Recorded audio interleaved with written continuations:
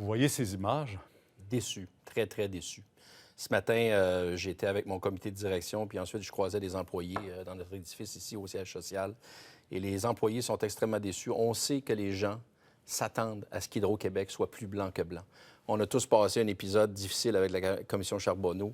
On a des processus qu'on croyait, en tout cas, extrêmement robustes en place et on est toujours là pour s'améliorer.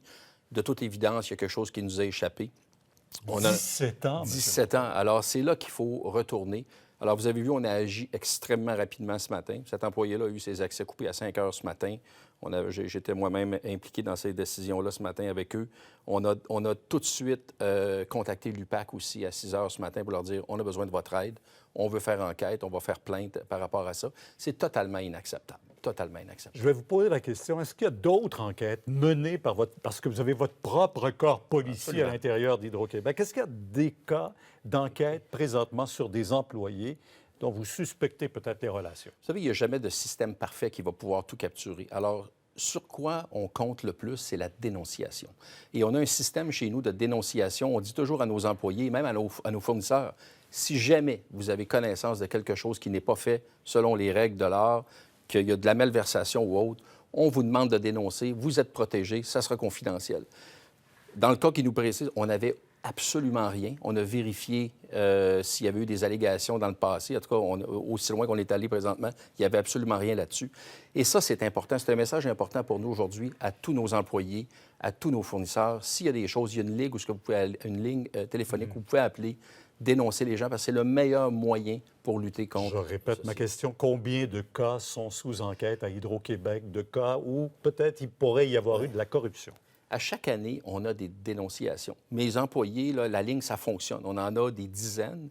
On les enquête tous. Il y en a très, très peu qui mènent à des gestes aussi graves que celui-là. En fait, moi, depuis que je suis là, j'en ai pas eu. Ça fait 5 jamais ans. eu de cas? Ça fait 5 ans qu'on n'a pas mené... On a-tu eu des suspensions, quelqu'un qui a des abus... Souvent, ça peut être un abus de pouvoir d'un gestionnaire, des choses comme ça, mais de malversation où ce que on a été capable de faire une preuve. Quelqu'un, des fois, va nous appeler et va dire, écoute, je pense que. OK? Et là, il y a une différence entre je pense que ou j'ai vu. Ouais. Ce matin, c'était très clair dans la vidéo, ce qu'on voyait là. Mais bon, les gens vont nous appeler, je prétends que. Et là, on va ouvrir une enquête, on va faire une enquête à l'interne avec notre propre police, notre vérificateur.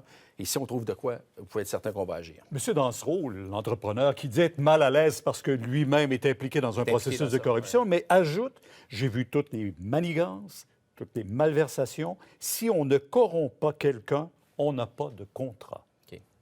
Alors, écoutez, on fait 52 000 contrats par année à Hydro-Québec, à peu près 200 par jour ouvrable, si on fait le calcul.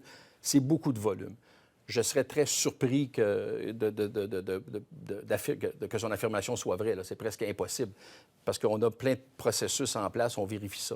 Est-ce qu'il y en a dans ça? De toute évidence, la vidéo ce matin qui nous montre qu'on a des expositions. Et je peux vous dire qu'on va traiter le cas qui est là et on va ratisser extrêmement large. Là, on parle pour être du sûr de bureau. voir qu'il n'y en a pas d'autres. Ouais. On parle du secteur, de l'architecture, là. Oui. Il n'y a pas d'autres secteurs qui sont en contact aussi avec des entrepreneurs où il y a des risques encore davantage, Écoutez, peut-être? on a plusieurs secteurs. Comme je vous disais, on donne 50 000 contrats par année. C'est énorme. Alors, j'ai plein de monde qui font ça. C'est leur métier de faire ça. Mais ces employés-là signent des codes d'éthique. Ils ont des formations là-dessus régulièrement sur leurs droits, ce qu'ils ont le droit de faire, ce qu'ils n'ont pas le droit de faire. Alors, écoutez, à un moment donné, il y a toujours quelqu'un qui va réussir à déjouer le système. C'est prouvé que n'importe quel système n'est pas parfait. Mais comment ça a pu durer 17 ans, M. Martel? Écoutez, c'est là qu'on va devoir vérifier toutes ces allégations-là. Mais si ça a duré aussi longtemps que ça, il faut retourner puis se poser des questions. Il y a quelque part qu'on a échappé ça et qu'on ne l'ait pas su, que personne ne l'a dénoncé. C'est ça qui est le plus surprenant ce matin, que ça n'ait pas été dénoncé par personne en 17 ans. La police fait quoi? La police d'Hydro-Québec? Parce que vous avez une police Absolument. chez vous. Là. Bien évidemment, la police ne fait pas juste ça. On a un groupe dans notre police qui fait des enquêtes et c'est leur métier. Quand quelqu'un lève la main puis on dit il y a un enjeu entre notre sécurité, notre police à nous et notre vérificateur, on va enquêter, dépendamment de la nature de la plainte. Ça se pourrait des fois qu'on va faire appel à des ressources externes, mais on enquête plusieurs plaintes nous-mêmes. Mais comme je vous disais, dans ce cas-là précis, on n'a eu rien. Parce que vous avez l'air à le traiter comme un cas unique. Vous ne pensez Écoutez, pas? Est-ce qu'il pourrait être avec d'autres personnes? Je ne présume pas ça du tout présentement. Présentement, oui, jusqu'à maintenant, c'est un cas unique, mais nous allons le traiter. On va faire un tour de roue au complet. Quand je vous dis on va ratisser large, là, on a l'UPAC qui est là, on a notre propre corps policier et on va faire double et triple vérification pour s'assurer qu'il n'y a pas d'autres stratagèmes comme ça. On n'a pas appris de la commission Charbonneau. C'est malheureux, hein? Mais malheureusement, on a la preuve ce matin qu'on a encore des résidus. Merci beaucoup. Merci à vous. Au revoir.